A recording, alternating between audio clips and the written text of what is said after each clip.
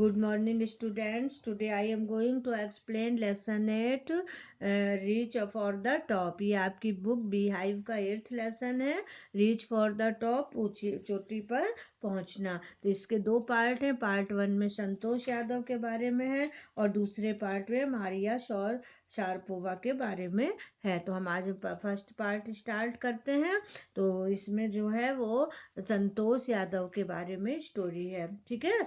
तो हम यहाँ से स्टार्ट कर रहे हैं, तो आप लोग यहाँ से पढ़ लीजिए कि the only woman in the world who has scaled Mount Everest twice was born in a society where the birth of a son was regarded as a blessing and a daughter, though not considered a curse, was not generally welcome. तो ये जो संतोष यादव हैं, तो इन्होंने mount Everest को 2 बार फतेह किया है।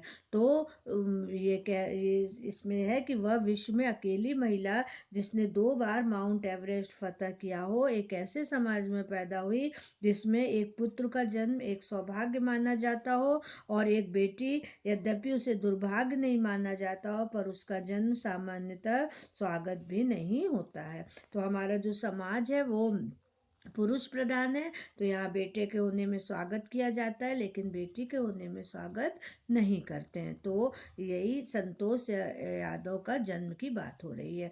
When her mother was expecting Santosh, a traveling holy man giving her his blessing assumed that she wanted a son. But to everyone's surprise, the unborn child's grandmother, who was standing close by, told him that they did not want a son. The holy man was also surprised. तो जब उसकी माता संतोष, mummy जो है उसकी, संतोष को जन्म देने वाली थी, तो एक संत ने उन्हें आशीर्वाद दिया कि जैसा वो उसको चाहिए कि उसके एक बेटा हो। किंतु उस समय सभी लोग आश्चर्यचकित हो गए जब उसकी दादी ने जो पास में खड़ी थी ने कहा कि उन्हें एक पुत्र की आवश्यकता नहीं है, और वह संत भी जो है वो आश्चर्य में पड़ गया। Nevertheless he gave the requested blessing. तो भी उसने इच्छित आशीर्वाद दिया। एंड एज डेस्टिनी, जैसी नियति चाहती थी, would have it, the blessing seem to work, और आशीष जो है वो फलित हुआ। Santosh was born the 6th child in a family with 5 sons, a sister, 5 brothers. संतोष का जन्म छठी संतान के रूप में 5 बेटे और उनकी बहन का जन्म हुआ। She was born in the small village of Joniyawas of Rewari district in Haryana. तो उसका जन्म हरियाणा में रेवाड़ी जिले के एक छोटे से गांव में जोनियावास में हुआ। तो ये छठी संतान में थे ये, और इनके वो 5 भाई थे और वो केवल पहली बहन हुई थी। अब सेकेंड पैरा पढ़ते हैं। The girl was given the name Santosh which means contentment. तो लड़की को संतोष नाम दिया गया जिसका अर्थ है संतुष्टि। But Santosh was not always content with her place in A traditional way of life. किंतु संतोष हमेशा जीवन के पारंपरिक तरीके से अपनी स्थिति के बारे में हमेशा संतुष्ट नहीं रही। She began living life on her own terms from the start. प्रारंभ से ही उसने अपने जीवन को अपनी शर्तों पर प्रारंभ से ही जिया। Where other girls wore traditional Indian dresses, Santosh preferred short.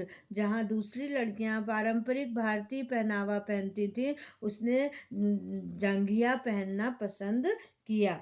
Looking back, she says, now, from the very beginning, I was quite determined that if I chose a correct and a rational path.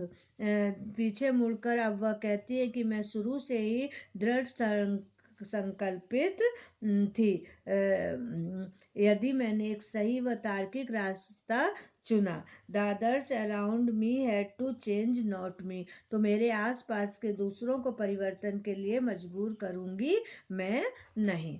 अब third para पढ़ते हैं।